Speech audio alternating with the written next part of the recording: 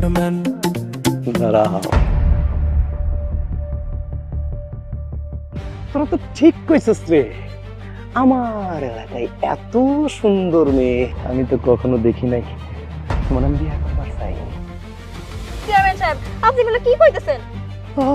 আমি তো ঠিক কইছি, আমার মতো যোগ্য পোলা কই পাইবা?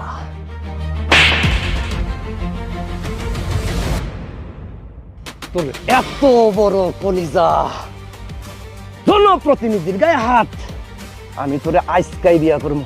এই চল চল চল।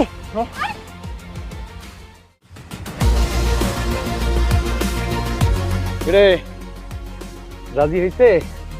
না চেয়ারম্যান সাহেব, অনেক চেষ্টা করলাম, রাজি হয় না। রাজি তো হইতেছে না কোনো মতেই।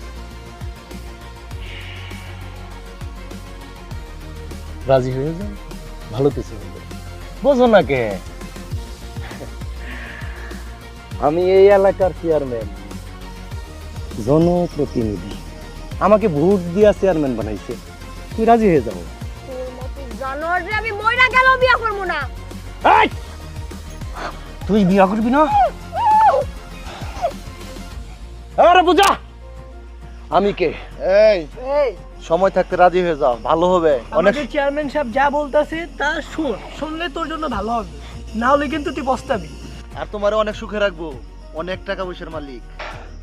তুই আমার বিয়া করবি না? তোর ঘরে বিয়া করব।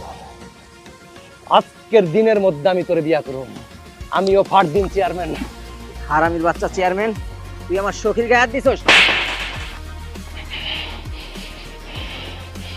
সুজন, চেয়ারম্যানের গায়ে হাত, এই অপমান আমি মাইনা নিব না। এই ফকিন্নির মায়ারে আমি বিয়া কইরা তোরে দেখামু। আমি কাম কি করছি সেটা আমি জানি চেয়ারম্যান। তুই এই গ্রামের চেয়ারম্যান বলে তুই এখনো বাইসে আছস।